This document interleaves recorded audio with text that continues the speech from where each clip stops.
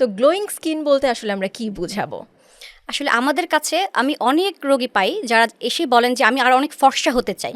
Basically ফর্সা কথাটা না, গ্লোয়িং স্কিনটাই কিন্তু মেইন ইম্পর্টেন্ট। এখন গ্লোয়িং স্কিন বলতে আমরা ডক্টররা যেটা বুঝি যে আপনার এমন একটা স্কিন যেখানে কোনো স্কিন ইনফেকশন নেই, যেখানে ডিহাইড্রেশন থাকবে না, সম্পূর্ণরূপে স্কিনটা দেখতে একটু অয়েলি সুন্দর দেখাবে, একটা প্রাণচঞ্চল স্কিন যেখানে ব্লাড সার্কুলেশনটা একদমই ওভারঅল ঠিক আছে, সেই স্কিনটাই কিন্তু গ্লোয়িং স্কিন। নট লাইক যে আপনি অনেক ফর্সা অনেক বেশি সুন্দর দেখাচ্ছে, সেটা না।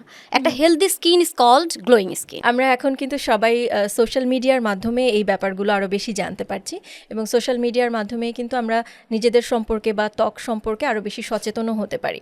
তো এই যে আমরা বিভিন্নভাবে সোশ্যাল মিডিয়ার অনেক কিছু দ্বারা প্রভাবিত, তো এই যে অ্যাস্থেটিক ডার্মাটোলজি, এটাও কি সোশ্যাল মিডিয়ার কোনো একটা প্রভাব, নাকি আসলে এটা আমাদের জন্য একটা প্রয়োজনীয় জিনিস? কি মনে হয় আপনার? প্রভাব তো আছেই আমাদের কাছে। এখন আপনি দেখবেন যে সবার কাছে মোবাইল আছে, অনেকের কাছে একটা না 2-3টা করে মোবাইল আছে। কেন? কারণ আমরা যে ফেসবুক, টুইটার, দেন ইউটিউব আমরা সবাই ইউজ করি। কিন্তু এখন কিন্তু যে কোনো বয়সে দেখবেন যে হাতে হাতে আছে এবং তারা কিন্তু সবাই ইউজ করছে।